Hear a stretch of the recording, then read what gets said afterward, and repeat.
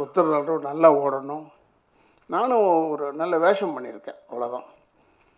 ஏன்னா உங்களுக்கு தெரியும், நான் நல்ல நடிகன். அது நான் சொல்லிக்கிட்டே இருக்கணும். எங்கள் டைரக்டர்கிட்டேருந்தே கூட, சரி ஐயோ நான் நல்ல நடிகை, நான் பெரிய நடிகை சொல்லி சொல்லி சொல்லி அழுத்து போயிட்டேன். இனிமேல் சொல்கிறது இல்லைன்னு விட்டுட்டேன். எனக்கு இவர் தான் தலைவர்னு சொல்கிறவங்களுக்கு அத்தனை பேருக்குமே பெருமை.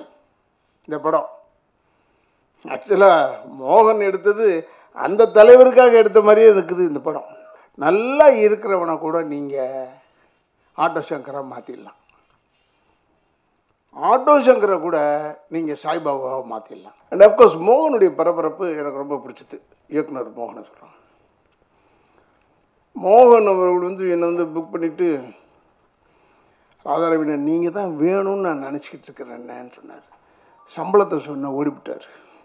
அப்போ நீங்கள் தான் வேணுன்றது பொய், இந்த சம்பளத்துக்கு ஒத்துக்கிட்டா உண்மை.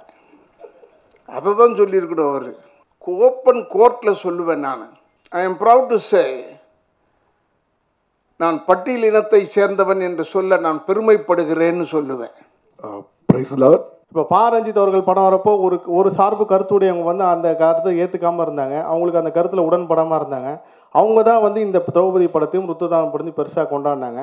இது உடனே வன்னியர் சமூக பாமக ஆட்கள் தான் இந்த படத்தை பெருசாக கொண்டாடுறாங்க அப்படின்லாம் சொன்னாங்க. அதெல்லாம் உண்மையிலும் அப்பட்டமான பொய். ஏன்னா இந்த படம் ருத்ரதாண்டவம் ரிலீஸ் அப்போ எத்தனை பேர் இதை கொண்டாட போகிறாங்க மட்டும் பாருங்கள்.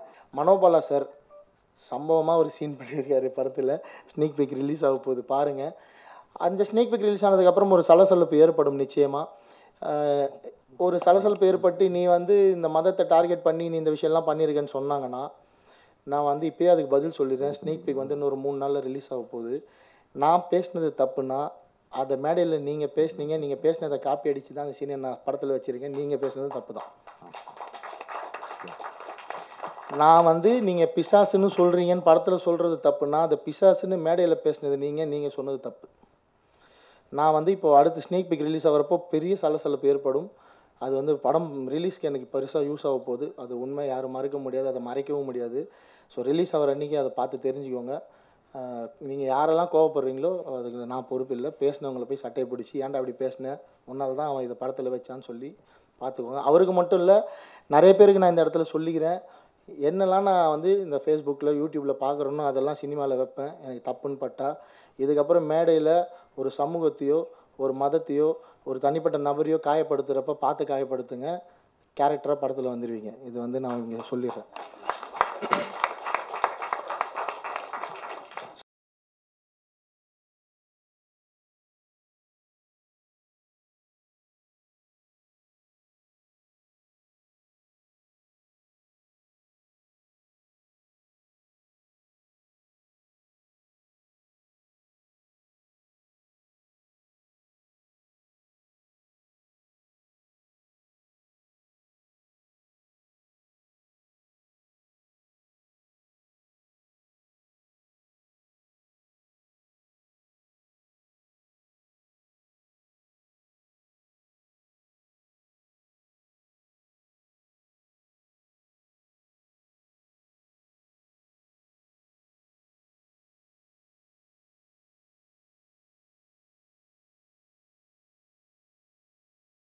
அனைவருக்கும் வணக்கம்.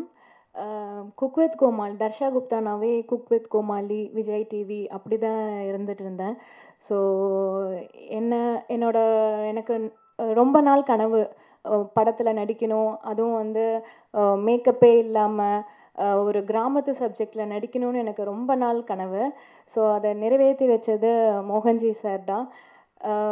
ஸோ என்னோடய ஃபர்ஸ்ட் மூவியே ஒரு பெரிய க்ரூ கூட பெரிய பெரிய எல்லாருமே பெரிய பெரிய ஆட்கள் நடிச்சிருக்காங்க. நான் மட்டும்தான் என்னோடய டெபியூ மூவி.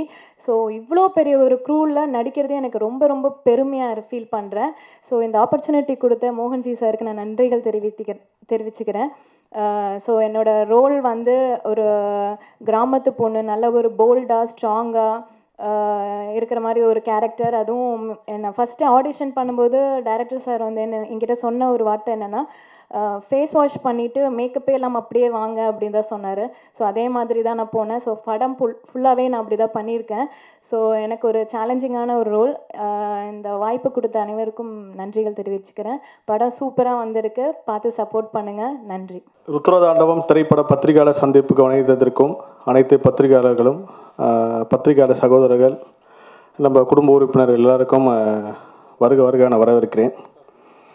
ருத்ரதாண்டவம் படம், இந்த படம் வந்து பிள்ளையார் சுழி போட்டதுலேருந்து மோகன் கூட நான் ட்ராவல் பண்ணுறேன். இந்த படம் வந்து இப்போது இந்த பத்திரிகையாளர் சந்திப்பு வரைக்கும் என்னென்ன நடந்துச்சு, எப்படிலாம் இந்த படத்தை வந்து கெடுக்க பார்த்தாங்க, எப்படிலாம் தடுக்க பார்த்தாங்கன்னு சொல்லி ஒரு நாளும் பார்த்துட்டு இருக்கும்போது தான் இன்னும் வந்து இந்த மாதிரி ஒரு 100 ருத்ரதாண்டம் வரணும் அப்படின்னு சொல்லி நான் முடிவு பண்ணேன். கண்டிப்பாக ஏன்னா கண்டிப்பாக இந்த மாதிரி ஒரு படம் வந்து இப்போ திரௌபதி வந்து ஏன் வெற்றி பெற்றுச்சு, இப்போ மீடியாக்கள் வந்து திரௌபதியை பெருசாக பற்றி எழுதலைனாலும் மக்கள் மத்தியில் வந்து திரௌபதி பெரிய அளவுக்கு வெற்றி பெற்றுச்சு. அது காரணம் என்னென்னா, உண்மையாகவே வந்து ட்ரைலர்லேருந்து அந்த படம் ரிலீஸ் ஆகி வசூல் ரீதியாகவும் பெரிய ஒரு வெற்றி பெற்றுச்சு.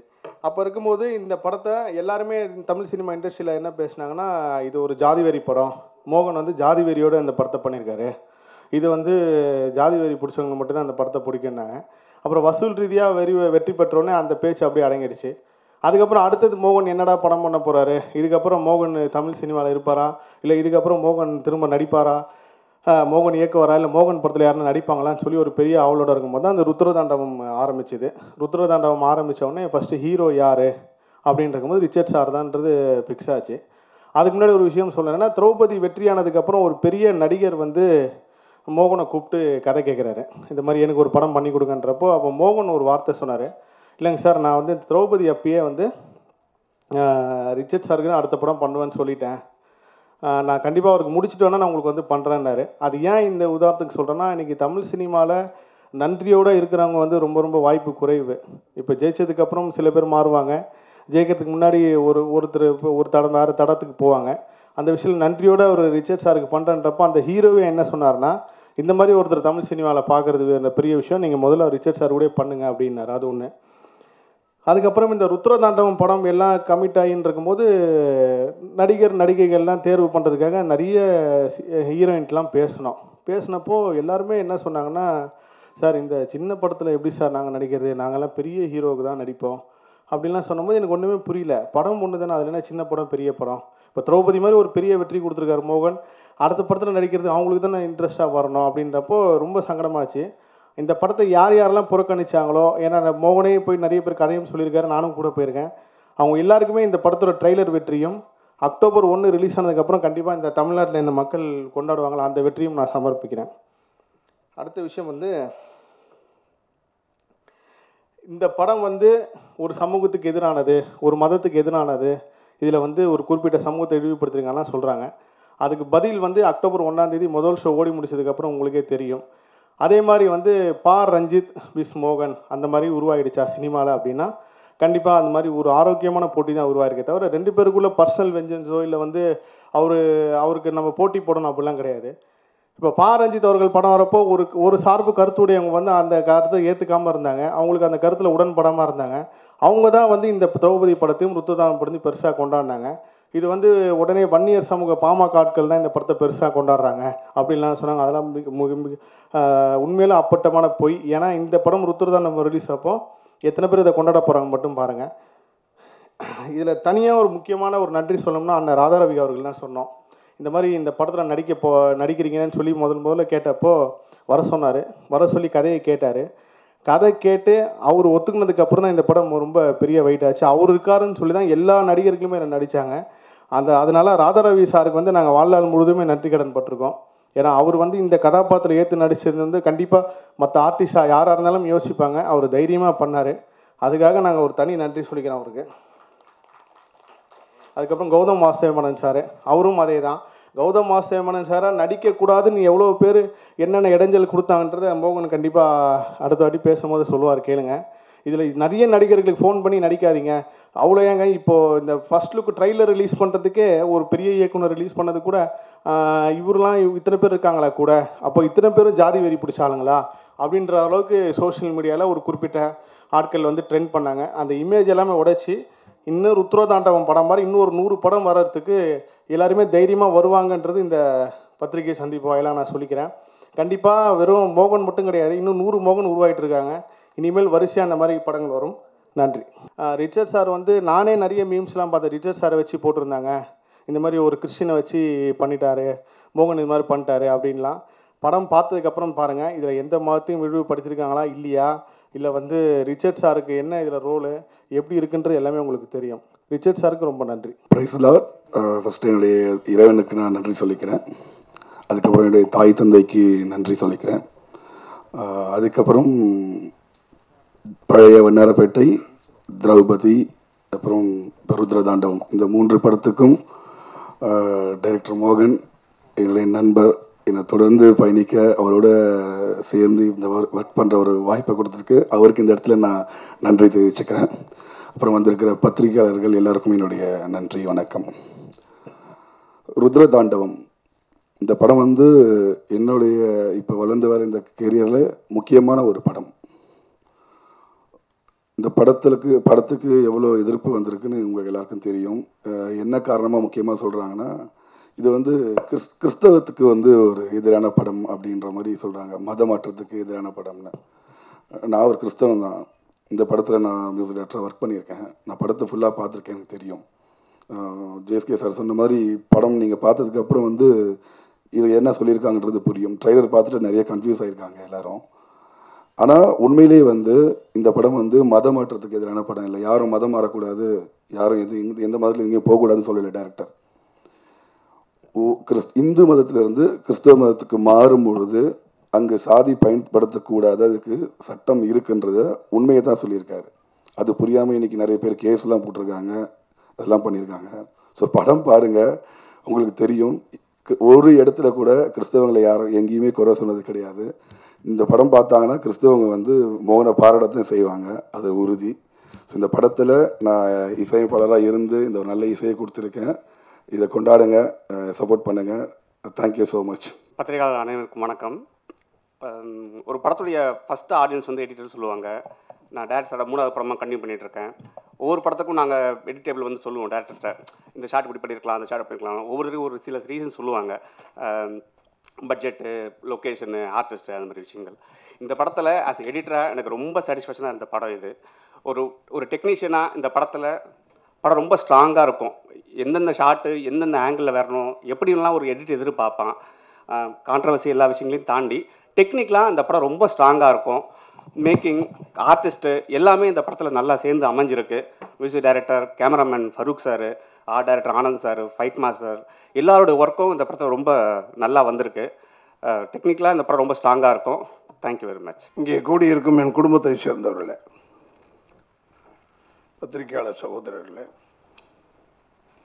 மேலும் என்னை வாழ வைத்துக் கொண்டிருக்கும் இந்த இன்டர்நெட்டை சேர்ந்த நண்பர்களே, இந்த இடத்தை கொடுத்திருக்கும் நிர்வாகத்திற்கும் என்னுடைய வணக்கங்களை கூறி, அன்பு சகோதரர் மோகன் அவர்களுடைய பெயரால் தயாரிக்கப்பட்டிருக்கும் இந்த ருத்ரதாண்டவம் படத்திற்கு அதில் இந்த ஹீரோவா ரிச்சர்டு, அப்புறம் ஹீரோயினா குப்தா அவர்கள், தர்ஷா குப்தா அவர்கள், இசை வந்து ஜீவன், அப்புறம் கௌதம் மேனன், தம்பி ராமையா, அவங்களாம் பண்ணியிருக்காங்க. என்னை வந்து முதல்ல ருத்ரதாண்டவம்னு சொன்ன உடனே நான் வேணான்னு சொன்னேன். எதுக்காக சொன்னேன்னா, அந்த ருத்ரதாண்டவம்ன்ற பேர் விகேஆர் சித்தப்பா எடுத்த படம், விகே ராமசாமி சித்தப்பா, அவரோட நான் அதிலே நடிச்சிருக்கேன்டா, அது ரூல்ஸ் பார்த்துக்கிட்டிங்களான்னு. அப்புறம் பார்த்தா 10 வருஷத்துக்கு அப்புறம் பார்த்தா வேறு வச்சுக்கலான் இருக்கு. அதனால் ருத்ரதாண்டவம் ரொம்ப அற்புதமான ஒரு டைட்டில். ஏன்னா நாங்கள் வேறு மாதிரி பிளான் பண்ணிகிட்டு இருந்தோம், திருப்பி ருத்ரதாண்டவம் எடுக்கணுமேனு வேறு ஐடியாலாம் பண்ணிகிட்டு இருந்தாங்க. அந்த நேரத்தில் இவர் ருத்ரதாண்டவம்னு சொன்னார். அப்புறம் சகோதரர் ஜேஎஸ்கே கோபி அவங்களாம் தான் வந்து பேசினாங்க. அப்புறம் பார்த்தா என்னடா இவர் அமைதியாக வந்துட்டு போயிட்டே வர்றாரு ஜேஎஸ்கே கோபின்னு பார்த்தா, அவர் அப்புறம் பார்த்தா நடிக்கிறார் முக்கியமான வேஷத்தில். அது சரி, யார் வேணாலும் தான் நடிக்கலான்னு ஆயிடுச்சு. இப்போ அது ஒன்றும் தப்பு இல்லை, யார் வேணாலும் நடிக்கலாம். ஏன்னா அதில் கொஞ்சம் ஊறி இருக்கணும், இந்த விஷயம் தெரியணும், அவ்வளோதான். இந்த 1, 2 தெரிஞ்சால் போதும், நடிச்சிடலாம். அது மாதிரி ஜேஎஸ்கே கோபி அவர்கள் நடிக்கும்போது நான் தான் கோர்ட் சீனில் நான் தான் இருந்தேன். அவர் பயமே இல்லாமல் அவர் பாட்டுக்கு சர்வசாதாரணமாக பேசுகிறார். எல்லோ லைனை பற்றி தெரியாதவன் ஈஸியாக தாண்டி போயிடுவான். அது மாதிரி அவர் இதெல்லாம் கவலையே படல. இந்த கேமரா நீ இப்படி பாரு அப்படி பாரு அதெல்லாம் கடக்கடன்னு அடிச்சிட்டாரு. நான் உண்மையிலே நினச்சேன் இது ஏதோ 2-3 டேக்கு ஆகிடும் போல இருக்கடான்னு பார்த்தா ரொம்ப நல்லா விஷயம் செஞ்சார். அண்ட் அஃப்கோர்ஸ் மோகனுடைய பரபரப்பு எனக்கு ரொம்ப பிடிச்சது. இயக்குனர் மோகனை சொல்கிறான். மோகன் அவர்கள் என்னை புக் பண்ணிவிட்டு ராதாரவினர் நீங்கள் தான் வேணும்னு நான் நினச்சிக்கிட்டு இருக்கிறேன்னு சொன்னார். சம்பளத்தை சொன்ன ஓடிவிட்டார். அப்போ நீங்கள் தான் வேணுன்றது பொய், இந்த சம்பளத்துக்கு ஒத்துக்கிட்டா உண்மை. அதை தான் சொல்லியிருக்கணும் அவர். இந்த சம்பளத்துக்கு நீங்கள் நடிங்க ஒத்துக்கிறேன்னு. நம்ம நடிப்பு திறமைக்கு தான் இப்போ மரியாதை கிடையாது. திறமைக்கு எங்கே இருக்குது மரியாதை? பேனரில் பார்த்தாலே தெரியல. இருந்தாலும் இதெல்லாம் எதுக்கு சொல்கிறேன்னா, எல்லோரும் வந்துட்டாங்க இப்போ எப்படி எங்கள் டப்பிங் யூனியனில் நான் தலைவர், பெரிய பெரிய ஆக்டர், பெரிய பெரிய டப்பிங் ஆர்டிஸ்ட், பெரிய பெரிய டைரக்டர்ஸ் எல்லாருமே சேரணும். எதுக்குன்னா வேறு தொழில் கிடையாது. சீமா செத்து போய் கிடக்குதுன்னு நினைக்கிறேன். எல்லாருமே டப்பிங் வந்துட்டாங்க. ஆனால் ஒன்றே ஒன்று சொல்லிக்கிறேன், இந்த இதில் மியூசிக் டைரக்டர் எனக்கு புதுமுகம், மோகனுக்கு பழைய முகமாக இருக்கலாம். ரொம்ப நல்லா இசையமைச்சிருக்கார் இந்த படத்துக்கு. எனக்கெல்லாம் ஒரு மைண்டில் ஏறி போச்சு. ஸோ அடுத்த படம் நம்ம ஏதாவது பண்ணலான்னு இருந்ததுன்னா சத்தியமெல்லாம் பண்ணல, பண்ணலான்னு இருந்ததுன்னா இந்த தம்பி வச்சு இசை கொடுக்கலாம். ஏன்னா சான்சஸ் இல்லை. அதே மாதிரி இன்னொரு ஆளை பர்டிகுலராக சொல்லணும்னா, டெக்னிக்கல் வைஸை சொல்லணும்னா, நான் ஏன்னா ஆஸ் எ லாயர் சொல்கிறேன், அந்த கோர்ட் செட்டப் நீங்கள் பார்த்துருக்கணும். அந்த இடத்த யாருமே போட மாட்டாங்க, யாரும் உள்ளே போக மாட்டாங்க. எப்படி தான் அந்த ஆர்ட் டைரக்டர் அதை கோர்ட்டாக மாற்றினானோ அந்த இடத்த, அடே எங்கள் அப்பா, ரியலி அப்ரிஷியபிள். இப்போ மோகன் பேசும்போது கூட சொன்னார், அண்ணா அது எப்படி நான் பேசிக்கிறேன் நீ விடு. ஏன்னா இது மாதிரி ஒரு யங்ஸ்டர்ஸில் வரணும் வெளியே. அவர் சொன்னார் பாருங்கள், மீதி 2 படத்துக்கு இப்படி எடுங்க ஷார்ட்டு அப்படி எடுங்க ஷார்ட்டுன்னு சொன்னேன். இப்போ இதில் சொல்லவே முடியல, அவ்வளோ நல்லா எடுத்திருக்காருன்னா. மோகனுக்கும் எப்படின்னா, மாவு இருந்தால் தானே அரைக்க முடியும், அரிசி போட்டால் தான் அரைக்க முடியும், மாவு இருந்தால் தான் அள்ள முடியும். அதனால் மோகனுக்கு வசதி கொடுக்கும் போது ஷார்ட்ஸ் நிறைய எடுக்கிறார். ஏன் மோகனுக்கு சொல்கிறேன்னா, எங்களுக்கும் நடிகர்னு இவரை கூப்பிட்றீங்கன்னா அந்த ஒரு சீனியாரிட்டியை விடுங்க, அது கழுத எவன் மதித்தான் அதை விடுங்க. ஆனால் அட்லீஸ்ட்டு எக்ஸ்பீரியன்ஸ் அண்ட் இது நல்லா பண்ணுவார்னு தெரிஞ்சதில்லை. அப்போ எங்களுக்கு மாவு கொடுக்கணும்ல. இப்போ உனக்கு மாவு கொடுத்ததுனால நீ நல்லா எடுத்த. பட் நாங்கள் எப்பயுமே துரோகம் பண்ண மாட்டோம். நான் பொதுவாக, ஏன்னா நான் நாடகத்துலேருந்து வந்ததுனால நான் அந்த துரோகமான இதெல்லாம் பண்ண மாட்டேன். ஒரே ஒரு டைலாக் மட்டும் சொன்னேன், அதை அவர் ஒத்துக்கிட்டார். ஆனால் அது ஏன்னா அந்த dialogue is an excellent piece இந்த படத்தில். ஓப்பன் கோர்ட்டில் சொல்லுவேன் நான், வக்கீலாக இருந்துக்கிட்டு, I am proud to say, நான் பட்டியல் இனத்தை சேர்ந்தவன் என்று சொல்ல நான் பெருமைப்படுகிறேன்னு சொல்லுவேன். அது என்ன ஆகிடும்னா, பல விஷயத்தை காம்ப்ரமைஸ் பண்ணும். ஏன்னா நம்ம பேசுகிற சப்ஜெக்ட் அது, படத்தில் பேசுகிற சப்ஜெக்டும் அது. இந்த ட்ரைலர் பார்த்துட்டு நினச்சிக்கிட்டு இருப்பாங்க ஏதோ இன்னொருத்தங்களை அட்டாக் பண்ணுறாங்க, அவங்கள யாரையும் அட்டாக் பண்ணல. நியாயமான கோரிக்கையை அருமையாக சொல்லியிருக்காரு. இது உண்மையிலேயே பெருமை எல்லாருக்குமே. எனக்கு இவர் தான் தலைவர்னு சொல்கிறவங்களுக்கு அத்தனை பேருக்குமே பெருமை இந்த படம். ஆக்சுவலாக மோகன் எடுத்தது அந்த தலைவருக்காக எடுத்த மாதிரியே இருக்குது இந்த படம். நான் உண்மையை சொல்கிறேன். அதை பார்த்துட்டு பாராட்டணுமே தவிர, அதை பார்த்து மற்றவங்க திருந்தணும். இப்போ கோபி அவர்கள் சொன்னார், இன்னொரு டைரக்டர் பேரை சொல்லி உங்கள் டைரக்டர் பேர் பிரிக்காதீங்க. இந்த டைரக்டர் அப்படி எடுக்கிறார், அந்த டைரக்டர் இப்படி எடுக்கிறார், அதெல்லாம் கிடையாது. இந்த படத்தை பொறுத்தளவில் ஒரு பொதுவான படம், சிறப்பான படம், எல்லாரையும் சிறப்பாக செய்ய வச்சுருக்காரு. தம்பி ராமையா கூட சொல்கிறேன், தம்பி ராமையெல்லாம் அருமையாக செஞ்சுருக்காங்க இந்த படத்தில். அதனால் நீங்கள் பார்த்தீங்கன்னா நிச்சயமாக தெரியும். 1ஆம் தேதி ரிலீஸ் ஆச்சுன்னா இது டாக் ஆஃப் த டவுன் ஆகும். எப்படி கர்ணன் வந்து தனுஷ் சார் நடித்ததுனால வந்தது, பெரிய புகழ் இருந்தது பாருங்கள். இது வந்து ரிச்சர்ட் சார் நடித்து அதை விட 2 மடங்கு புகழ் வரும் இந்த படத்துக்கு. ஏன்னா அதுலேயாவது குறிப்பிட்ட ஒரு ஜாதியை பற்றி சொல்கிற கதை அது. இது அது அல்ல, பொதுவான காரியங்களுக்காக செய்யப்பட்ட கதை. அதனால் நான் ரொம்ப பாராட்டுறேன். ஏன்னா நான் வணங்கும் ஒரு சில தலைவர்களில் அவரும் ஒருவர். ஐயா அம்பேத்கர் முக்கியமானவர். அவர் ஏன்னா இந்தியாவுக்கு வந்து அரசியல் சாசன சட்டத்தை எழுதி கொடுத்தவர். அவர் ஒரு ஜாதிக்காக எழுதலையே அரசியல் சாசன சட்டம். இதை சொல்கிறது தான் படமே. இதில் என்ன தப்பு இருக்குது? அதனால் ஐயோ ராதாரவி நடிச்சுட்டு இருங்க, இப்போ பரவாயில்ல கோபின்னு சொன்னார். ராதாரவி என்னங்க ராதாரவி என்ன பூச்சாண்டியா? ஏன் நடிக்கக்கூடாதா? இன்னும் இந்த தலையை வெட்டிடுவாங்களா? என்னங்க எவ்வளோ கருத்து இருக்குது சினிமாவில். இப்போ சினிமாவில் எல்லா ஹீரோஸும் தான் சொல்கிறாங்க இந்த கார்ப்பரேட் கம்பெனி இருக்கக்கூடாது, நம்ம மக்களுக்காக நல்லது செய்யணும்னு எல்லோரும் தான் சொல்கிறாங்க. யாராவது செய்கிறாங்களா? திருப்பி படத்தை கார்ப்பரேட் கம்பெனிக்கு தானே விற்கிறாங்க.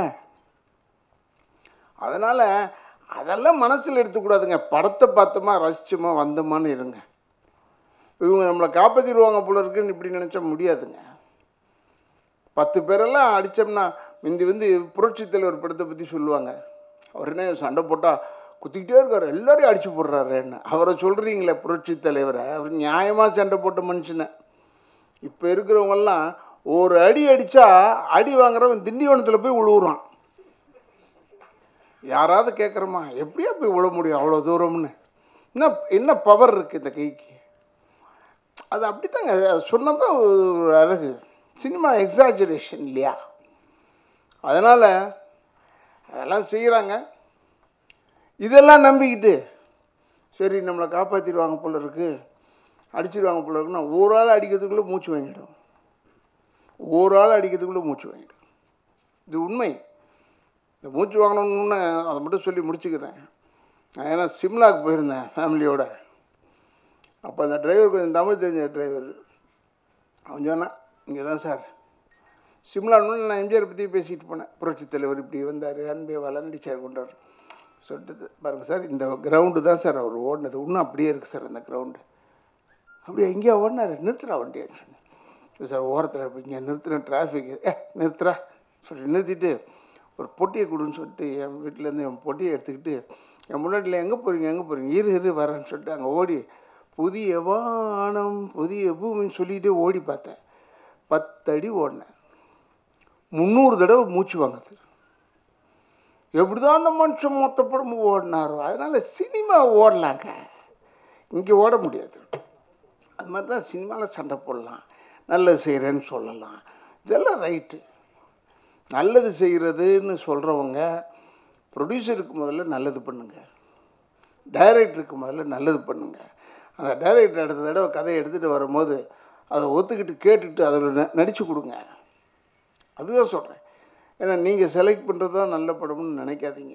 இது இப்போ நான் ருத்ரதாண்டவன் செலக்ட் பண்ணி நடித்தேன், நல்ல படம் தான் இருக்குது, பிரமாதமாக இருக்குது படம். ரிச்சர்ட் நடிச்சிருக்கார், பிரமாதம். கூட ரிச்சர்ட் வந்துன்னு சொன்னேன், அவர் கூட இப்போ வந்துட்டு இப்போ போயிட்டாருன்னு சொன்னாங்க. அது ஹீரோஸ் எப்பயுமே அப்படி தான், இந்த ப்ரொமோஷனுக்குலாம் வரமாட்டாங்க.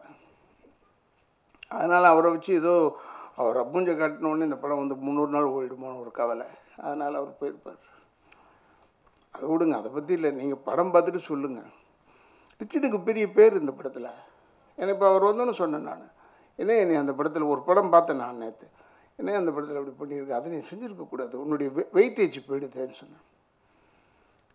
என்னை போய் கேட்டார் ஒருத்தர், சார் நீங்கள் அப்படியே மெயின்டைன் பண்ணி ஹீரோ வந்துருக்கலாம் சார், நீங்கள் இந்த அரசியல் பேசாமல் இருந்தேன். டேய் சும்மாறா, என் குடும்பம் தெரியாமல் பேசுகிற போடா. நீங்கள் கூட தான் படத்துலலாம் நல்லது பண்ணுறேன்னு சொல்கிறீங்க, செய்கிறீங்களா? எவனாத்த ஒன்றும் செய்கிறதில்ல, சும்மா சொல்லுவீங்க, அவ்வளோதான். தாய் தகப்பனை காப்பாற்றின போதாது, அதுக்காக சொல்கிறேன். இருந்தாலும் இந்த படம் வந்து ருத்ரதாண்டம் வந்து ரொம்ப அருமையான படம். பத்திரிக்கையாளர் சகோதரர்கள் நீங்கள் ஒத்துழைக்கணும். தயவுசெய்து சொல்கிறேன். கண்ணா முன்னான்னு போட்டு என்னென்னமோ நியூஸாக போடுறீங்க இந்த இன்டர்நெட்டில், யூடியூப் நண்பர்களுக்கு சொல்கிறேன், நல்ல விஷயமா போட்டு இந்த படத்தை பார்க்க வைங்க ஜனங்களை. உங்கள் கையில் தான் இருக்குது. நீங்கள் நினச்சா நல்லா இருக்கிறவனை கூட நீங்கள் ஆட்டோ சங்கராக மாற்றிடலாம். ஆட்டோ சங்கரை கூட நீங்கள் சாய்பாபாவை மாற்றிடலாம். உங்கள் கையில் தான் இருக்குது எல்லாம். நீங்கள் தான் எல்லாமே செய்யணும். நீங்கள் முந்தி மாதிரி இல்லையே, இப்போ முந்தி மாதிரி இல்லையே. நம்ம பத்திரிக்கையாளர்களுக்கே தெரியும், எனக்கு தெரியுமே. நான் 48வது வருஷம் இது எனக்கு சர்வீஸு. எல்லாரையுமே பேரை விட்டு கூப்பிட்ற அளவுக்கு தானே எனக்கு எல்லாரையுமே தெரியும் பத்திரிக்கையாளங்க. இப்போ எனக்கும் தெரியல, அவங்களுக்கும் என்ன சில பேருக்கு தெரியல. அதனால தான் அவங்க கேட்குறாங்க, இந்த படத்தில் யார் யார் சார் நடிக்கிறான்னு என்கிட்டயே கேட்குறாங்க. அப்போ நம்ம சொல்ல வேண்டியதாக இருக்கு. ஐயோ நானும் நடிச்சிருக்கேன் அதில். நீங்கள் நடிகரா? அப்படி தான் கேட்குறாங்க. என்ன செய்கிறது? அப்படியே வராங்க. விஸ்கம் முடிச்சுட்டு நேராக அங்கேருந்து வர வேண்டியது தானே. காலேஜை முடிச்சுட்டா லைலா காலேஜ் பிரின்சிபலை தான் தெரியும். இங்கே இருக்கிற டைரக்டரை தெரியுமா? தெரியாது. இது முதல்ல கற்றுக் கொடுக்கணும் அவங்களுக்கு. அதனால் நீங்கள் தயவுசெய்து இந்த படத்தை ஓட வைக்கிறது உங்கள் கையில் தான் இருக்குது, வேறு யார் கையிலும் இல்லை. கான்ட்ரவர்சி எதையாவது ஒன்று போட்டுக்கிட்டு அதில் எவனாவது ஒரு கிறுக்கு போய் கேஸை போட்டு அது ஒரு பிரச்சனை பண்ணி அதை ஒரு இதை பண்ணி ஒன்றும் பண்ணல. எப்படி தான் அக்டோபர் 1 படம் ரிலீஸு. இப்போ என்ன ஆயிடுச்சுன்னா, படம் ரிலீஸ் ஆனவுடனே இந்த படத்தை நிறுத்துன்னு சொன்னான். நான் அப்போயே சொன்னேன், இது இன்னொரு தலைவர்கிட்ட சொன்னேன், நான் பேர் சொல்லக்கூடாது சார். சென்சார் ஆனவுடனே என்ன சார் நிறுத்துன்னு சொல்கிறீங்க? இல்லை எங்கள் பேரெல்லாம் யூஸ் பண்ணுறாங்க. நீங்கள் உங்களுக்கு தனியாக படம் பார்க்கணுன்னு ஆசை இருந்தால் சொல்லுங்கள், போட்டு காமிக்கிறோம் பாருங்கள். அப்படி சொன்னால் தனியால் கூப்பிட்டு பணம் காமிக்கிறாங்க, அதுக்காகன்னு சொன்னேன். பார்த்தா மோகன் அந்த இதெல்லாம் தீர்த்துட்டார். இப்போ அது மாதிரி பிரச்சனையே இருக்காது. ஏன்னா எல்லாருக்கும் அவங்கவுங்க வீட்டிலே கொண்டு போய் போட்டுறாருன்னு நினைக்கிறேன். இந்த படத்தை எப்படியோ ஒன்று பண்ணட்டும், இந்த படம் நல்லபடியாக ஓடட்டும். ஏன்னா இந்த நாட்டில் மட்டும்தான் இந்த குழப்படி. கேட்டால் மலையாளத்தில் நெட்டில் போதுங்க, ஓடிடி பிளாட்ஃபார்ம் பெஸ்ட்டாக போதுங்க மலையாள படம் தாங்கன்னா, அவன் என்ன நினச்சானோ அதை எடுப்பான். நமக்கு எடுக்கிறதுக்கு, தமிழில் எடுக்கிறதுக்கு அதெல்லாம் ரொம்ப கஷ்டம். பேக்ரவுண்டை பார்த்துட்டு நம்ம ஆளுங்களை காமிக்கலடா பின்னாடின்னு சொல்லிட்டு அதுக்கே சண்டை போடுறாங்க. அதனால் நான்லாம் பேச வரல. ஏதாவது பேசினா அதிகமாக எடுப்பேன். நல்ல ஓட வேண்டிய படம் அது. ஒருத்தர் நல்லா ஓடணும். நானும் ஒரு நல்ல வேஷம் பண்ணியிருக்கேன், அவ்வளோதான். ஏன்னா உங்களுக்கு தெரியும், நான் நல்ல நடிகன். அது நான் சொல்லிக்கிட்டே இருக்கணும், எங்கள் டைரக்டர்கிட்டேருந்தே கூட. சரி நான் நல்ல நடிகன், நான் பெரிய நடிகன் சொல்லி சொல்லி சொல்லி அழுத்து போயிட்டேன். இனிமேல் சொல்கிறது இல்லைன்னு விட்டுட்டேன். நீ பார்த்து பண்ணு. ஏன் நான் சொல்கிறேன்னா, இந்த சினிமாவே அப்படி தான். ரொம்ப ஒன்றும் இல்லாத இந்த பேப்பர் பூவுக்கு தான் மரியாதை, ஒரிஜினல் பூவுக்கு மரியாதை கிடையாது. அதுதான் நல்ல வாசனை வரும், அதுக்கு மரியாதை கிடையாது என்று சொல்லி நீங்கள் மரியாதை கொடுங்க, உங்களை நான் பாராட்டுகிறேன் என்று சொல்லி மோகன் அந்த படத்தை பிரமாதமாக தயாரித்து சம்பளம்லாம் முந்தின நாளே கொடுத்த ஒரே தயாரிப்பாளர் மோகன் தான் நினைக்கிறேன். மேக்கப் போடுங்க பணம் வரும்னு கூட சொல்லலை. அப்படி கார் உள்ளே நிற்கும் போது ஆள் பணத்தை கொடுத்துட்டான். அந்த மாதிரி அவருக்கு தெரியும் நம்ம எப்படின்னு. ஏன்னா நமக்கு தொழில் செய்கிறோம், தொழிலுக்கு பேமெண்ட்டு இல்லைன்னா கெட் அவுட் அப்படின்னு தான் ஆகிடும். ஆனால் அது மோகன் அவர்கள் நல்லா சிறப்பாக செஞ்சார். முதல்ல கொஞ்சம் என் மேலே கொஞ்சம் கோபமாக இருந்தார், அது வேறு விஷயம். அது இருந்தாலும் நல்ல மனிதன். அந்த இளைஞன் மோகன் இன்னும் பெரிய அளவில் வளரணும். அவருடைய ஹோல் ஃபேமிலி பேக்கிங் அப். ஒய்ஃப் அங்கே நிற்கிறாங்க. அவங்கள யாருன்னே தெரியாது யாருக்குமே. இவராக சொல்லணும் என் ஒய்ஃபுங்கன்னு. அவங்க பாவம் அவங்க நின்றுக்கிட்டு இந்த படம் நல்லா வரணும்னு ஷார்ட்டுக்கெல்லாம் நிற்பாங்க. அது தொந்தரவு இல்லாமல் சொல்கிறேன். அது மாதிரி மிக சிறப்பாக செஞ்சாங்க. நீங்கள் கேட்டு பாருங்கள், லாஸ்ட் ஷாட்டில் என்னை நிற்க சொன்னார். ஹீரோயினோட என்னையும் நிற்க சொன்னார். நீங்கள் தானே இவங்களை ஒன்றா சேர்த்தீங்க. எப்பயும் ஹீரோ ஹீரோயினை வைக்கும் போது அவங்கள காமியா, நான்லாம் என்ன ஒரு ஆள், என்னை விடு, வேணும்போது ஒதுங்குவோம். புரியுதா உங்களுக்கு? எங்களை வீம்பு பிடிச்சா வீம்பு பண்ணுவோம், அது எனக்கு தெரியும். இருந்தாலும் ஒரு அற்புதமான படத்தை தயாரித்திருக்கிறார் மோகன் அவர்களுக்கு என்னுடைய வாழ்த்துக்களை கூறி, அந்த இயக்கத்தில் அடுத்த இயக்கம்லாம் அவர் இப்படி பேசிட்டார் ராதாரவின்னு கூப்பிடாமல் இருந்தாலும் சரி, ஆனால் கூப்பிட்டா சந்தோஷம், அவ்வளோதான். நன்றி என்று கூறி, இளைஞர்களுக்கு ஒரு சின்ன வார்த்தை, தாய் தந்தையரை முதியோர் இல்லத்தில் சேர்த்து விடாதீர்கள், கடைசி வரைக்கும் வச்சு காப்பாற்றுங்க. நன்றி, வணக்கம். ராதா. பத்திரிகைகள் அனைவருக்கும் அன்பு வணக்கங்கள். மேடையில் இருக்க என்னோட க்ரூ அண்ட் டெக்னீஷியன்ஸ் எல்லாருக்கும் ரொம்ப நன்றி வணக்கங்கள். அண்ட் முக்கியமாக அப்பா டத்தோ ராதாரவி அவர்களுக்கு சிறப்பான வணக்கம். முதல்ல நான் அவரை பற்றியே பேசுகிறேன், 2-3 குற்றச்சாட்டு வச்சிட்டார் என் மேலே. தயாரிப்பாளர் மோகன் அப்படின்னு 4 தடவை சொன்னார், எனக்கு கொஞ்சம் கேட்கவே கஷ்டமாக இருந்தது ஒரு மாதிரி.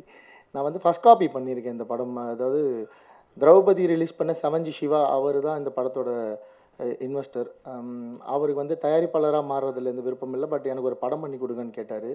அதனால் ஃபஸ்ட் காப்பி பேசிஸில் திரௌபதி என்னோட பேனரில் தான் வந்தது. GM film corporation crowdfunding பண்ணதால் ஏதாவது ஒரு பேரில் தான் சென்சார் வாங்க முடியும், அது எல்லாருக்குமே தெரியும். அதனால் நான் என் கம்பெனிக்கு ஒரு பேர் வச்சேன், ஜிஎம் ஃபிலிம் கார்பரேஷன். எங்கள் அப்பா இனிஷியலும் சேர்த்து குணசேகரன், அது வந்து அப்பா பேர். ஸோ அதே பேர்லேயே இது பண்ணி கொடுத்துருங்க சென்டிமெண்ட்டாக சொன்னதால் நான் இந்த படம் ஒரு பட்ஜெட்டில் பேசி ஃபஸ்ட் காப்பியாக பண்ணி சென்சார் வாங்கி கொடுத்தேன். நானுமே ஒரு சின்ன சம்பளத்துக்கு தான் இந்த படத்தில் வேலை செஞ்சுருக்கேன். நிறைய ஆஃபர்ஸ் வந்தது திரௌபதியோட சக்ஸஸ்க்கு அப்புறம். ஏன்னா திரௌபதி வந்து ஒரு 43 to 45 lakhs எக்ஸாக்டாக தான் இந்த படம் உருவான பட்ஜெட். அந்த படம் கலெக்ஷன் பண்ணது வந்து அதை விட வந்து ஒரு 20 to 23 மடங்கு இருக்கும் அது எக்ஸாக்டாக. ஸோ அவ்வளோ பெரிய கலெக்ஷன் வந்ததால் நிறைய ஆஃபர்ஸ் வந்தது. நிறைய நடிகர்கள் கொஞ்சம் கேட்டாங்க, ரொம்ப முன்னணியாக இருக்க ஒரு 2 பேர் கூட என்ன படம் பண்ண சொல்லி கேட்டாங்க பெரிய சம்பளத்தில்.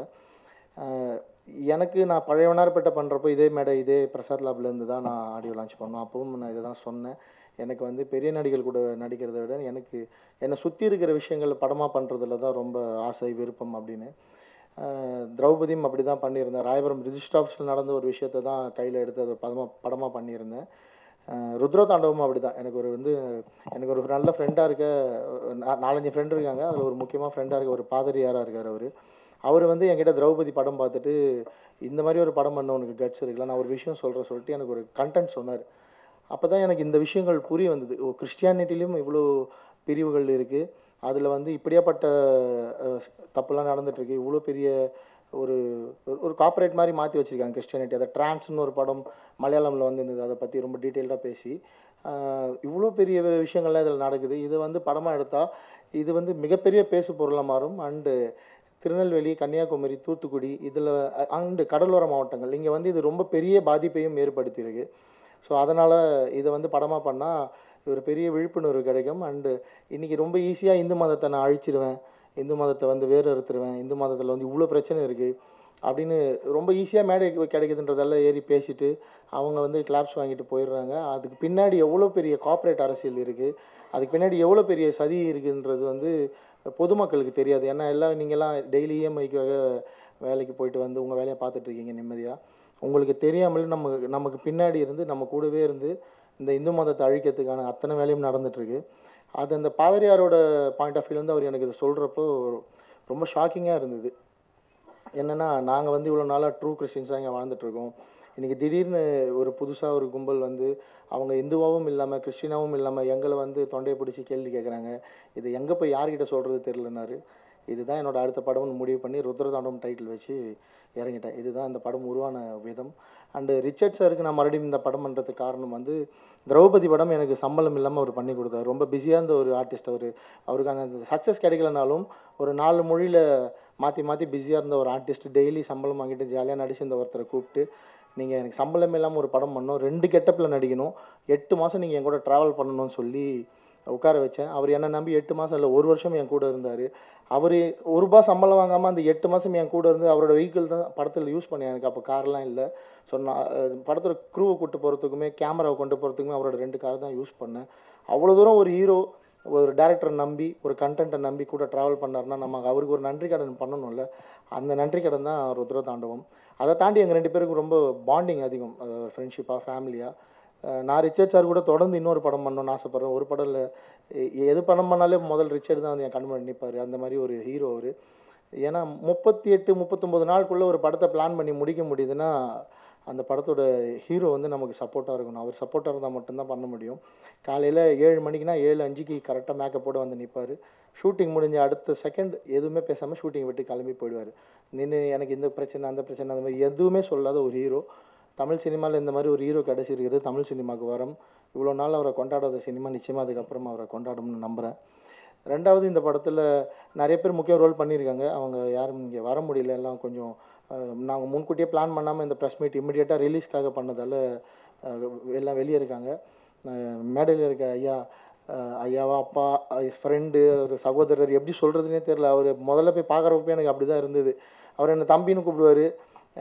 எனக்கு அவர் அப்பான்னு கூப்பிடணும்னு ஆசை. அதனால் நான் அப்பாவே மெயின்டைன் பண்ணிக்கிறேன். ராதாரவி அப்பாவை பற்றி நான் சொல்லிடுறேன், இந்த படம் அவர் எப்படி வந்தார் அப்படின்னு. எனக்கு ரொம்ப தயக்கமாக இருந்தது. ஏன்னா நான் திரௌபதியில் கூட ஒரு தெரிஞ்ச முகமாக யாரையுமே நான் நடிக்க வைக்கல. எல்லாருமே நியூ ஃபேஸஸ் தான். என் முதல் படம் பழையவனார்பேட்டையிலுமே எல்லாம் புதுமுகமாக தான் நடிச்சிருந்தாங்க. எனக்கு அவ்வளோதான் சினிமா தெரியும். சினிமாவில் எனக்கு ஃப்ரெண்ட்ஸ் கிடையாது. நான் சினிமா சர்க்கிள் கூடுற எந்த டீ கடையிலையுமே சரி, எந்த பார்லேயும் சரி, எந்த பப்லையும் சரி நான் போய் உட்காந்தது கிடையாது. எனக்கு அங்கே ஃப்ரெண்ட்ஸே கிடையாது. எனக்கு நான் சினிமா வந்து படம் பண்ணி முடிச்சா நேராக கிளம்பி ராயபுரம் போயிட்டு என் ஃப்ரெண்டுங்களோட உட்காந்துரும். அவ்வளோதான் எனக்கு சினிமா தெரியும். இண்டிபெண்டன்ட் ஃபில்ம் மேக்கர் வந்ததால் இவரை போய் மீட் பண்ணி நீ கதை சொல்லுன்னு ஜேஎஸ்கே கோபி என்னை ஈஸியாக நான் கூட்டு போகிறவானோடனே எனக்கு படப்படப்பாயிடுச்சு. எப்படி இவருக்கு நான் கதை சொல்லி என்னை எப்படி பார்ப்பார் அவர் அப்படின்னு. அவர் ரொம்ப கேஷுவலாக என்னை கூப்பிட்டு உட்கார வச்சோடனே நான் செட்டில் ஆகிட்டேன். அவ்வளோதான், இதுக்கப்புறம் நம்ம தைரியமாக கதையை கடகடன்னு சொல்லிடலான்னு ஒரு லைனை சொல்லி முடித்தேன். கதை சொல்லி முடித்தவொடனே அந்த கதையை பரட்டி போடுற மாதிரி அவர் ஒரு விஷயம் சொன்னார். இதை நீ ஒத்துக்கிறதா தான் நான் இந்த படம் ஒத்துக்கிறேன் அப்படின்னு சொல்லி அவர் சொன்ன உடனே எனக்கு உடனே எப்படி அதை ரியாக்ட் பண்ணுறதுன்னு தெரில. எனக்கு கொஞ்சம் டைம் கொடுங்கன்னு சொன்னேன். அதுக்கப்புறம் ஒரு சம்பளம் சொன்னார். நான் வந்து ரொம்ப இந்த கதையை படமாக பண்ணுறதுக்கு எங்கள் சினிமாவில் பெரிய தயக்கம் இருக்குது தயாரிப்பாக. எனக்கு ஒரு பட்ஜெட் தான் கொடுத்துருக்காங்க, இவ்வளோதான். நான் மேக்கிங்காக இந்த படத்தில் வந்து மக்களுக்கு வந்து காட்ட வேண்டிய ஒரு நிர்பந்தம் எனக்கு இருக்குது. திரௌபதியில் நான் வந்து அதை செய்யலை. ஒரே ஒரு கேமரா, ஒரு 1.1 லைட்டு மட்டும்தான் எனக்கு அந்த படத்தில் பட்ஜெட் இருந்தாலும் மேக்கிங் என்னால் பெருசாக அந்த படத்தில் காட்ட முடியல. இந்த படம் நான் மேக்கிங்க்கு செலவு பண்ண வேண்டியது இருந்ததால் எனக்கு இவ்வளோதான் இந்த கேரக்டருக்கு பட்ஜெட்டாக கொடுக்க முடியும்னு ஒரு ஸ்ட்ரக்சர் என்கிட்ட இருந்தது. ரொம்ப பிளான் பண்ணி தான் அதை ஒர்க் பண்ணேன். அதை நான் அவர்கிட்ட சொன்னேன், டே இது நான் ரொம்ப கம்மிடா, நான் வாங்குகிற சம்பளம் நான் இவ்வளோ வாங்கிட்டுருக்கேன் வெளியேனாரு. எனக்கு தெரியாது, நான் அவர் கோவப்பட்டேன் அப்படின்னு சொன்னார்ல. அதுதான் நீங்கள் வந்து உங்களுக்கு இந்த கேரக்டர் பண்ணுன்னு சொன்னால் நீங்கள் சம்பளத்துக்காக பண்ண மாட்டேன் சொல்கிறீங்களா நான் கோச்சிங்க அவர்கிட்ட. அடுத்த நாள் ஃபோன் பண்ணி நீ வாடா, எங்கே இருந்தாலும் கிளம்பி உடனே வா அப்படின்னாரு. நான் சொல்கிற இந்த விஷயத்தை ஒத்துப்பியான்னு கேட்டார். அதுதான் இப்போ அவர் மேடையில் சொன்னது. இந்த படத்தில் அவர் வந்து ஒரு பட்டியல் சமூகத்தை சேர்ந்த ஒரு வழக்கறிஞராக இந்த படத்தில் வராரு. அது வந்து ஏன் நான் யோசிக்கலைன்னு நான் அதுக்கப்புறம் ரொம்ப ஃபீல் பண்ணேன். அந்த யோசனை கொடுத்த அவருக்கு அவரோட பாடம் தொட்டு நான் இந்த இடத்துல அந்த நன்றியை தெரிவிச்சுக்கிறேன். இந்த கதையை சொன்ன உடனே அவர் உள்வாங்கிட்டார்.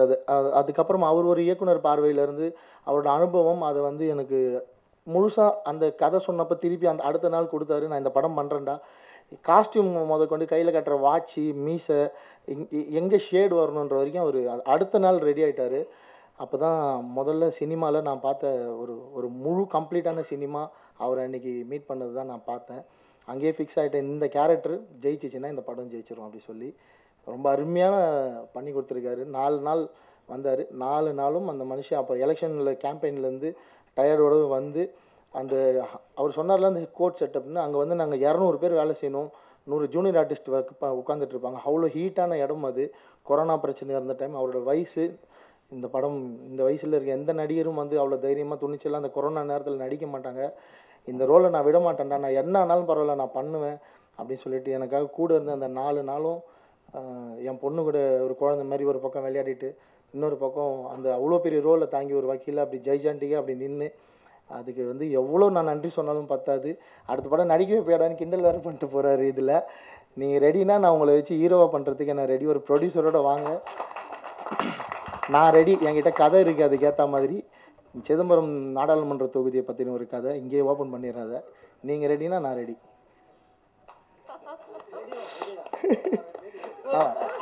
ஒரு தயாரிப்பாளர் ரெடினா நான் ரெடி. அவரை வச்சு நடிக்க வைப்பியாடான்னு வேறு கேள்வி கேட்குறாரு.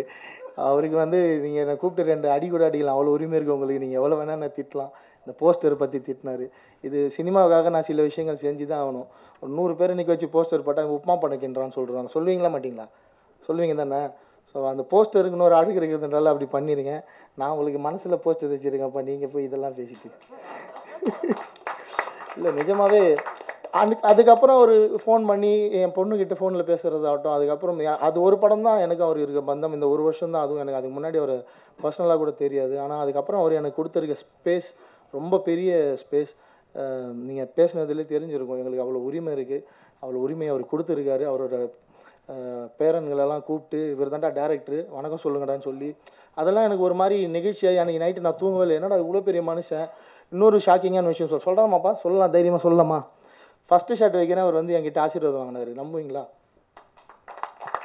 அவர் நடிக்க போகிற ஃபஸ்ட்டு ஷாட்டு எனக்கு ஒரு மாதிரி போய் உட்காந்துட்டோம். ஒரு 10 நிமிஷம் கேமரா ஆன் பண்ணும். என் கேமராமேன் நான் எல்லாருமே மிரண்டோம். அவர் வந்து சாதாரணமாக அப்படி காலை தொட்டு கும்பிட்டு போய் உட்காந்துட்டார்.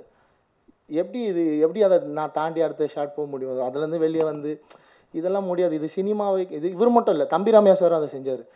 எனக்கு நான் அப்படி இண்டிபெண்டன்ட் டேரக்டர் வந்துட்டதெல்லாம் ஷூட்டிங் ஸ்பாட் அதெல்லாம் தெரியாது. இப்போ தான் அதெல்லாம் புதுசாக பார்க்குறேன். அதனால் இவங்க இவ்வளோ டெடிக்கேட்டடாக இந்த சினிமாவை இருக்காங்க, இவ்வளோ சினிமாவை நேசிக்கிறாங்க.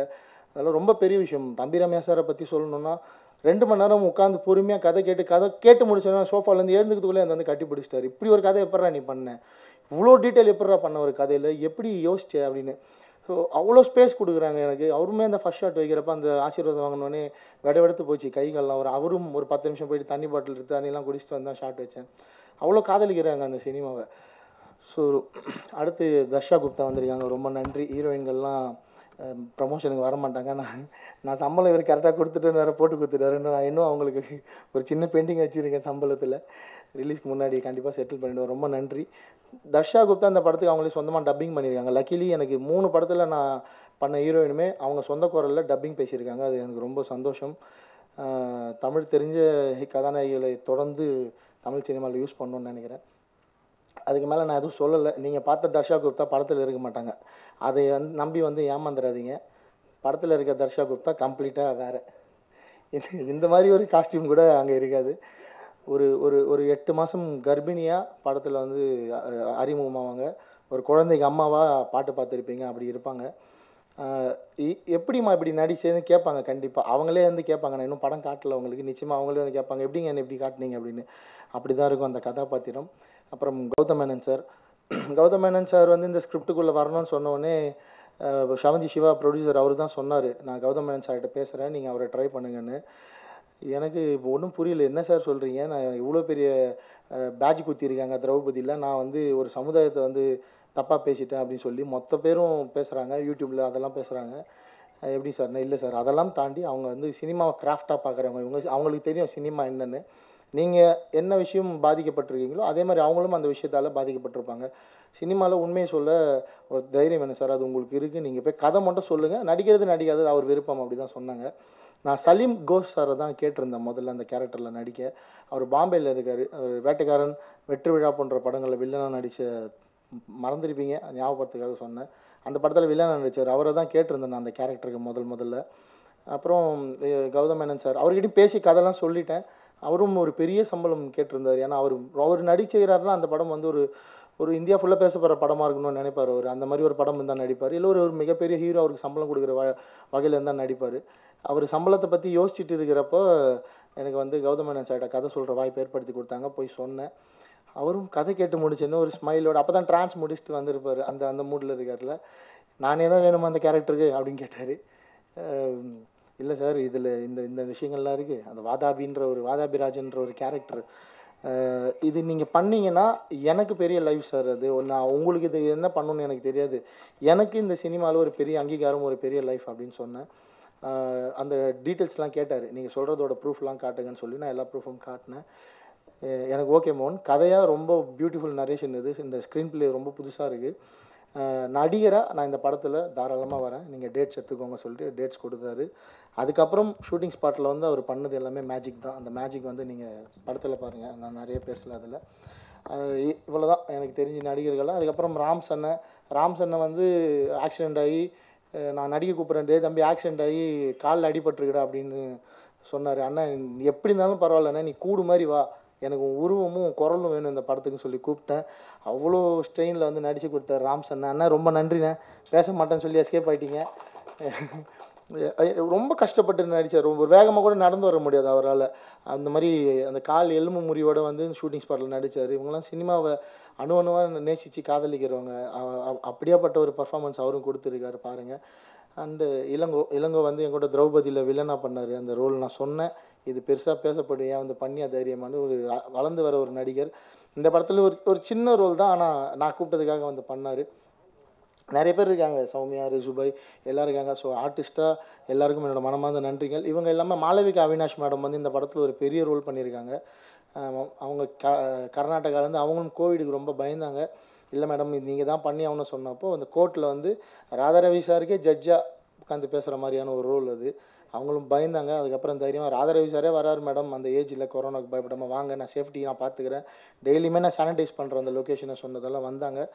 ஒரு அந்த தீர்ப்பு சொல்கிறப்போ அது உண்மையிலே ஒரு ஜட்ஜி சொல்கிற தீர்ப்பு மாதிரி இருக்கும். அவ்வளோ அழகான ஒரு போர்ட்ரேட் பண்ணி கொடுத்துருக்காங்க. டப்பிங் பேசுகிறப்பவும் அவங்க ரசித்து பண்ணி கொடுத்தாங்க. இந்த நேரத்தில் அவங்களுக்கு நன்றி சொல்லிக்கிறேன். மனோபாலா சார் சம்பவமாக ஒரு சீன் பண்ணியிருக்காரு படத்தில். ஸ்னீக் பீக் ரிலீஸ் ஆக போகுது பாருங்கள். அந்த ஸ்னீக் பீக் ரிலீஸ் ஆனதுக்கப்புறம் ஒரு சலசலப்பு ஏற்படும் நிச்சயமாக. ஒரு சலசலப்பு ஏற்பட்டு நீ வந்து இந்த மதத்தை டார்கெட் பண்ணி நீ இந்த விஷயம்லாம் பண்ணியிருக்கேன்னு சொன்னாங்கன்னா, நான் வந்து இப்போயே அதுக்கு பதில் சொல்லிடுறேன். ஸ்னீக் பீக் வந்து இன்னொரு 3 நாளில் ரிலீஸ் ஆக போகுது. நான் பேசினது தப்புன்னா அதை மேடையில் நீங்கள் பேசுனீங்க, நீங்கள் பேசினதை காப்பி அடித்து தான் அந்த சீனை நான் படத்தில் வச்சுருக்கேன். நீங்கள் பேசுனது தப்பு தான். நான் வந்து நீங்கள் பிசாசுன்னு சொல்கிறீங்கன்னு படத்தில் சொல்கிறது தப்புன்னா, அதை பிசாசுன்னு மேடையில் பேசுனது நீங்கள் சொன்னது தப்பு. நான் வந்து இப்போது அடுத்து ஸ்னீக் பீக் ரிலீஸ் ஆகிறப்போ பெரிய சலசலப்பு ஏற்படும். அது வந்து படம் ரிலீஸ்க்கு எனக்கு பெருசாக யூஸ் ஆக போகுது. அது உண்மை, யாரும் மறுக்க முடியாது, அதை மறைக்கவும் முடியாது. ஸோ ரிலீஸ் ஆகிற அன்றைக்கி அதை பார்த்து தெரிஞ்சுக்கோங்க. நீங்கள் யாரெல்லாம் கோவப்படுறீங்களோ அதுக்கு நான் பொறுப்பு இல்லை. பேசினவங்களை போய் சட்டையை பிடிச்சி ஏன்டா அப்படி பேசினேன், ஒன்றால் தான் அவன் இதை படத்தில் வச்சான்னு சொல்லி பார்த்துக்கோங்க. அவருக்கு மட்டும் இல்லை, நிறைய பேருக்கு நான் இந்த இடத்துல சொல்லிக்கிறேன். என்னெல்லாம் நான் வந்து இந்த ஃபேஸ்புக்கில் யூடியூப்பில் பார்க்குறேனோ அதெல்லாம் சினிமாவில் வைப்பேன், எனக்கு தப்புன்னு பட்டா. இதுக்கப்புறம் மேடையில் ஒரு சமூகத்தையோ ஒரு மதத்தையோ ஒரு தனிப்பட்ட நபரையோ காயப்படுத்துகிறப்ப பார்த்து காயப்படுத்துங்க, கேரக்டராக படத்தில் வந்துடுவீங்க. இது வந்து நான் இங்கே சொல்லிடுறேன். ஸோ இதை தாண்டி ஃபரூக் வந்து இந்த படத்தோட கேமராமேன். பழையவனார்பேட்டையில் நான் அவரை அறிமுகப்படுத்தணும். என் ஃப்ரெண்டு 2 பேரும் நான் என்ன அறிமுகப்படுத்துகிற மாதிரி அவரையும் பழையவனார்பேட்டையில் கேமராமேனை அறிமுகப்படுத்தினேன். நடுவில் திரௌபதி எனக்கு அவர் கூட ஒர்க் பண்ண முடியல பிகாஸ் ஆஃப் பட்ஜெட். தெளிவாக சொல்லிட்டான், என்னால் இந்த மாதிரி செட்டப்பில் ஒர்க் பண்ண முடியாது வெறும் கேமரா வச்சுட்டு அப்படி சொல்லி. ஏன்னா இன்றைக்கி ஆட் ஃபிலிமில் நம்பர் 1 ஆட் ஃபில்ம் மேக்கர் சினிமாட்டோகிராஃபராக இருக்கிறது ஃபரூக். அவ்வளோ பிஸியாக இருக்கார் அங்கே. அவரை வந்து திருப்பி கூப்பிட்டு வந்து அவருக்கான விஷயங்கள்லாம் கொடுத்தோடனே எக்யூப்டாக, அதாவது டெக்னிக்கலாக அவர் கேட்குற லைட்டிங்லாம் சப்போர்ட் பண்ண உடனே இந்த படம் ஒத்துக்கிட்டார். ஃபரூக் வந்து எனக்கு கிடைச்ச ஒரு பொக்கிஷம். நீங்கள் படம் பார்க்குறப்ப புரியும். அந்த மேக்கிங் நீ ஏன்டா உனக்கு நான் எடுக்க தெரில அப்படின்னு சொன்னீங்களே, நீங்கள் பொறுத்து வந்து ருத்ரதாண்டம் பாருங்கள். இந்த படம் குறையாமல் இந்தியாவில் ஒரு 6-7 மொழிகள் ஏதாவது ஒரு ரவுண்ட் அடிச்சு தான் வரும். அதுக்கு ஃபரூக் ஒரு முக்கிய காரணக்கர்த்தாவாக இருப்பார் அந்த மேக்கிங். அடுத்து ஜூபின். இவங்க எல்லாருமே என் கூட பழையவனார்பேட்டையிலேருந்து ஒர்க் பண்ணுறவங்க தான். எனக்கு இவங்களை தாண்டி சினிமா தெரியாது. இவங்க தான் சினிமா, இவங்களை விட்டு போகவும் மாட்டேன். அவங்களா சண்டை போட்டுன்னு போனால் தான் உண்டு, நான் அவங்கள விட்டு போகிற ஐடியா இல்லை. ஸோ ஜூபின் மியூசிக் டைரக்டர், 3வது படம் என் கூட மறுபடியும் ஒர்க் பண்ணுறாரு. அதாவது ஒரு டைரக்டருக்கு என்ன வேணுமோ அதை தர ஒரு மியூசிக் டைரக்டர். எல்லா மேடையிலும் சொல்கிறது தான், மியூசிக் தெரிஞ்ச ஒரு music director. Is not a sound engineer, is a music director. பாட்டு பார்த்துருப்பீங்க, இப்போ இன்னொரு பாட்டு நாளைக்கு ரிலீஸ் ஆக போகுது. தீம் மியூசிக் கேட்டிருப்பீங்க. நான் கிறிஸ்டின் அப்படின்னு இங்கே வந்து பெருமையாக சொன்னார் இல்லையா, அது மாதிரி நான் மியூசிக் டைரக்டர் அப்படின்னு அந்த மியூசிக்கில் வந்து பெருமையாக தெரியும். ஸோ அதை நீங்கள் கேட்டு பார்த்து தெரிஞ்சுக்கோங்க. எடிட்டர் தேவராஜ் சார், அவருக்குமே அவங்க ஒய்ஃப் கிறிஸ்டின் தான். அவருக்குமே அந்த பிரச்சனை இருக்குது, இப்படி பண்ணால் அவங்க என்ன சொல்லுவாங்க அப்படின்னு. அப்புறம் அவங்களுக்கும் அதை சொல்லி புரிய வச்சோன்னே அவங்களும் அக்செப்ட் பண்ணாங்க. அதை ரொம்ப ரொம்ப தங்கமான ஒரு எடிட்டர். எப்படின்னா டேரக்டரையும் கேமராமேனையும் திட்டுறதுக்கு பயப்படாத ஒரு எடிட்டர். கூப்பிட்டு வச்சு திட்டுறது, எதுக்கு நான் இந்த ஷாட் எடுத்துகிட்டு வந்தீங்க அப்படின்னு சொல்லி, இதை வச்சு நான் என்ன பண்ணுறது அப்படின்றவர். திரௌபதியில் அவ்வளோ திட்டு வாங்கியிருக்கேன். திரௌபதி படத்தை வந்து நீங்கள் பார்க்குறதுக்கு அவ்வளோ, அந்த வில்லேஜில் இருக்கவங்க பார்க்குறதுக்கு ரொம்ப நல்லா இருந்தது. பிஎன்சியில் பெரிய ஹிட் அது. ஏ சென்டர் எனக்கு வந்து பெரிய ரெஸ்பான்ஸ் இல்லை தான் திரௌபதியில். பிஎன்சியில் அவ்வளோ பெரிய ஹிட்டுன்னா அது காரணம் எடிட்டர் தேவராஜ் சார் தான். அவங்களுக்கு எப்படி அந்த படம் போய் சேரணுமோ புரியணுமோ அந்த வகையில் அழகாக அதை கட் பண்ணி கொடுத்தாரு. சண்டை போடுவார் என் கூட நிறைய. அந்த சண்டை தான் வந்து நீங்கள் தேட்டரில் பார்க்குறப்ப அது படமாக அவ்வளோ அழகாக தெரிகிறது. இது வந்து 2 மணி நேரம் 47 நிமிஷம் ஓடக்கூடிய ஒரு படம். அவ்வளோ பெரிய லென்த்தில் இன்றைக்கி எடிட்டர் வந்து ஒரு படத்தை அலோவ் பண்ணுறதெல்லாம் சாதாரண விஷயம் இல்லை. நான் கேட்டேன், சார் லென்த்து ஓகே தானேன்னா, இந்த படம் இதை தாண்டி இன்னொரு 10 நிமிஷம் இருந்தால் கூட ஓடும் சார், தைரியமாக நம்ம தேட்டருக்கு போகலாம் அப்படின்னு சொல்லி எனக்கு நம்பிக்கை கொடுத்தாரு. ஸோ இந்த நேரத்தில் அவருக்கும் நன்றி சொல்லிடுறேன். அப்புறம் முருகன் மேனேஜர், என்னோட மேனேஜர் சார், அவர் லேட்டாக வந்ததில் பின்னாடி இருக்கார் சார், எழுந்து அவரும் என் கூட பழைய வண்ணாரப்பேட்டையிலேருந்து ட்ராவல் பண்ணிட்டு இருக்காரு மேனேஜர். நான் இன்னைக்கு ப்ரொடியூசர் அப்படின்னு தைரியமாக இங்கே வந்து நிற்கிற 2 படம் முடிச்சிட்டேன் அப்படின்னா அது காரணம் அவர் தான். அவ்வளோ அழகாக எனக்கு ஆர்கனைஸ் பண்ணி படத்தை எங்கே வந்து நான் நிப்பாட்டணுமோ அவ்வளோ தூரம் ட்ராவல் பண்ணி கொண்டு வந்து நிப்பாட்டுருவார். ஒரு நாள் கூட இவங்க வரல, அவங்க வரல, கேமரா வரல, அதனால ஒரு நாள் கூட ஷூட்டிங் 1 மணி நேரம் கூட லேட் ஆனதே கிடையாது. இது வந்து சாரால் தான் சாத்தியம். டிசைனர் பிரவீன் பெங்களூர்லேருந்து வந்து டிசைன்ஸ் அவ்வளோ பெரிய பேர் இந்த படத்தில். யாரையாவது பற்றி பேசாமல் இருந்தால் மன்னிச்சிடுங்க, நிறைய பேசிட்டேன். அக்டோபர் 1ஆம் தேதி, February 28 இருக்கும் பாருங்கள் திரௌபதிக்கு, அக்டோபர் 1ஆம் தேதி ருத்ரதாண்டவம் தேட்டரில் வருது. ப்ராமிஸ் பண்ணியிருக்காரு டிஸ்ட்ரிபியூட்டர், 400 தேட்டர் குறையாமல் வரும் அப்படி சொல்லி. 400 தேட்டர் தொட்டுதுன்னா நான் வந்து பெரிய அச்சீவ்மெண்ட் பண்ணிட்டேன்னு தான் நினைக்கிறேன். நான் 362 திரௌபதி, 400 தேட்டரை தாண்டிச்சுன்னா ருத்ரதாண்டவம் அங்கேயே ஜெயிச்சிட்டேன். அதுக்கப்புறம் வெற்றி தர்றது உங்கள் கையில் தான் இருக்குது. ஒரு நல்ல படம், இந்த இவங்க சொல்கிற மாதிரி அந்த பிம்பமும் நான் வந்து மனசில் இவங்கள காலி பண்ணிடணும் அவங்கள காலி பண்ணணும் அப்படிலாம் இல்லாமல் ஒரு ஃபில்ம் மேக்கராக எனக்கு ஒரு கண்டென்ட் கிடச்சிது. ஒரு பத்திரிக்கையாளராக உங்களுக்கு ஒரு உண்மை கிடச்சா எப்படி நீங்கள் கிழிப்பீங்களோ அந்த மாதிரி எனக்கு ஒரு கண்டென்ட் கிடச்சிருக்கு. ஃபில்ம் மேக்கராக அவங்களை கிழிச்சிருக்கேன் படத்தில். படம் பார்த்து தெரிஞ்சுக்கோங்க. தேங்க்யூ. வந்திருக்கிற எல்லோருக்கும் என்னுடைய வணக்கம். படம் ரிலீஸ் ஆனதுக்கப்புறம் தான் அவார்டெல்லாம் கொடுப்பாங்கன்னு சொல்லிட்டு நான் கேள்விப்பட்டிருக்கேன். அதையெல்லாம் தாண்டி ராதாரவி சார் வந்து எனக்கு இங்கே பெரிய அவார்டு கொடுத்துருக்காங்க. அதுக்கு ஒரு நன்றி சாருக்கு. இதுக்கு வந்து முக்கியமான காரணம் வந்து டைரக்டர் சார் தான். என்னை வந்து ஒவ்வொரு விஷயத்துக்கும் மெனக்கட்டிக்கிட்டு தான் அந்த ஒர்க்கு பண்ணியிருக்கோம். சின்ன சின்ன விஷயங்கள், அதாவது நம்ம ராதாரவி சார் சொன்ன மாதிரி இது செட்டா அப்படின்னு யோசிக்கிற அளவுக்கு தான் ஒவ்வொரு ஒர்க்கும் அவர் மூலிமா என்னால் பண்ண முடிஞ்சுது. அந்த அளவுக்கு எனக்கு ஹோப்பு கொடுத்தாரு, ஃப்ரீடமும் கொடுத்தாரு, என்னால் பண்ண முடிஞ்சுது. இந்த படம் வந்து எல்லோரும் சொல்கிற மாதிரி ரொம்ப நல்ல படம். குற்றமுள்ள நெஞ்சி குறுகுறுங்கும், அது மட்டும்தான் இந்த படத்தோட மெயின் கருத்து. நன்றி, வணக்கம். அனைவருக்கும் வணக்கம். பத்திரிகையாளர் அனைவருக்கும் வணக்கம். மேடையில் இருக்கும் அனைவருக்கும் என்னுடைய வணக்கத்தை தெரிவிச்சுக்கிறேன். திரௌபதிக்கு எந்த அளவுக்கு ஆதரவு கொடுத்தீங்களோ பத்திரிகையாளர்கள், அதே அளவு இந்த படத்துக்கும் மிகுந்த ஆதரவு கொடுக்கணும்னு வேண்டிக்கிறேன். எனக்கு வாய்ப்பளித்த என்னோட நண்பர் மோகன் அவர்களுக்கு நன்றி தெரிவிச்சுக்கிறேன். அனைவருக்கும் நன்றி. எல்லாருக்குமே வணக்கம். ஆக்சுவலாக இது என்னோடய ஃபஸ்ட்டு ஸ்டேஜு. இதுக்கு முதல் காரணம் வந்து டைரக்டர் மோகன் சார் தான். என்னை அவர் ரொம்ப சப்போர்ட் பண்ணார், இந்த படத்துக்கு சான்ஸ் கொடுத்தாரு. இந்த படம் ரொம்ப பெரிய வெற்றியடைய நான் கடவுளை வேண்டிக்கிறேன். ரொம்ப நன்றி, தேங்க்ஸ். அனைவருக்கும் வணக்கம். ரொம்ப சந்தோஷமாக இருக்குது அடுத்தடுத்து இந்தமாரி ஸ்டேஜில் ஏறுறது. ஃபஸ்ட்டு தேங்க்ஸ் சொல்லிக்கிறேன் மோகன் அண்ணாக்கு. ஏன்னா இந்த படத்தில் என்னோடய ரோலும் தெரியாது, இந்த கதையும் தெரியாது, எதுவுமே தெரியாது. எதுவுமே சொல்லாமல் தான் நான் நடிச்சிருக்கேன் இந்த படத்தில். ஏன்னா இது ஃபஸ்ட்டு இந்த ஜாதி மதம் இப்படி சொல்லும் போது இதை பற்றி எனக்கு எதுவுமே தெரியாது. அதனால் நான் எதுவுமே கேட்டுக்கல. எதுவுமே தெரியாத ஒரு பையனை இந்த படத்தில் நடிக்க வச்சதுக்கு அவருக்கு தான் நீங்கள் தேங்க்ஸ் சொல்லணும், நானும் தேங்க்ஸ் சொல்லணும். அதனால் தேங்க்யூ ஸோ மச்ண்ணா. அப்புறம் ஹீரோயின்லாம் நான் இப்போ தான் பார்க்குறேன், ரொம்ப பிடிக்கும் தர்ஷா குப்தாவை. கங்க்ராச்சுலேஷன், ஃபஸ்ட்டு படம் நினைக்கிறேன் உங்களுக்கு ஹீரோயினா. வாழ்த்துக்கள், படம் நல்லா ஓடும். நீங்கள் தான் சப்போர்ட் பண்ணணும் அந்த படத்துக்கு, ஏன்னா ரொம்ப முக்கியமான படம் வேறு அப்படின்னு தான் எல்லோரும் பேசுகிறாங்க. நானும் இன்னும் படத்தை பார்க்கல, என்னோடய ரோல் எப்படி இருக்கணும் பார்க்கல. நானும் உங்களை மாதிரி தான் வெயிட் பண்ணிகிட்ருக்கேன். சப்போர்ட் பண்ணுங்கள். Thank you so much. பத்திரிகையாளர் நண்பர்கள், அப்புறம் மேடையில் அமர்ந்திருக்கும் பெரியவங்க எல்லாருக்கும் வணக்கம். நான் திருப்பாச்சி ஃபில்முக்கு அப்புறம் இது ஒரு ரீஎன்ட்ரி எனக்கு இந்த ஃபில்மு. ஸோ நடுவில் கொஞ்சம் பாக்ஸிங் அது இதுன்னு ஸ்போர்ட்ஸ் பக்கம் போயிட்டேன். ஸோ ஒரு ரீஎன்ட்ரி கொடுத்த மோகன் சாருக்கு என்னோடய நன்றிகள். இந்த படத்தோட ட்ரெய்லர் பார்க்கும்போதே நமக்கு தெரியுது இந்த படம் எவ்வளோ டெப்த்தாக சில விஷயங்களை பற்றி பேசுதுன்னு. முடிஞ்ச அளவுக்கு நண்பர்கள் எல்லாரும் சப்போர்ட் பண்ணுங்கள். சொசைட்டிக்கு ஒரு நல்ல மெசேஜ் கொடுக்குற ஒரு ஃபில்மாக தான் இருக்கும். Thank you so much. Thanks for this opportunity. இங்கே இருக்கிற பத்திரிகையாளர் எல்லாருக்கும், மேடையில் இருக்க பெரியவர்கள் எல்லாருக்கும் பெரிய வணக்கங்கள். அண்ட் ரொம்ப நன்றி ஃபஸ்ட் இங்கே வந்தது எல்லாருக்குமே. அண்ட் சப்போர்ட் பண்ணிகிட்ருக்கீங்க, கீப் சப்போர்ட்டிங். அண்டு திரௌபதி படத்தில் வந்து ஒரு நடிகனாக மட்டும்தான் அறிமுகப்படுத்தி வச்சார். அண்ட் இந்த படத்தில் வந்து ஒரு கேஸ்டிங் டைரக்டர் ப்ளஸ் நடிகனாக வந்து அறிமுகப்படுத்தி வச்சார் டார்லிங்க்கு ரொம்ப ரொம்ப ரொம்ப நன்றிகள். அண்டு எஸ் இங்கே இருக்கிற காஸ்டிங்லாம் பார்க்கும்போது உண்மையிலேயே படம் ஆரம்பிக்கும் போது வேறு மாதிரி இருந்தது. ஸ்டார்டிங்கில் சொல்லும் போது இவ்வளோதான் அப்படின்னு. பட் எனக்கு ட்ரெய்லர் வந்து பார்த்து நிற்கும் போது Radharavi sir, Gautham Menon sir, so Richard இவங்கெல்லாம் வந்து இருக்கும் போதே ஒரு பெரிய பிளாஸ்ட்டாக இருக்கும் கண்டிப்பாக. நல்ல ஒரு படம். ஸோ சப்போர்ட் பண்ணுங்கள். ரொம்ப ரொம்ப ரொம்ப நன்றி. தேங்க்யூ. நன்றி. எல்லாருக்கும் வணக்கம். இது என்னோட 3வது படம் பண்ணிகிட்ருக்கேன். தொடர்ந்து 2வது படம் அண்ணனோட பண்ணிகிட்ருக்கேன். படம் நல்லா வந்திருக்கு. எல்லோரும் நல்லா அதுபடி நல்லா எழுதி எல்லோரும் நல்லா சப்போர்ட் பண்ணுங்கள். Thank you so much.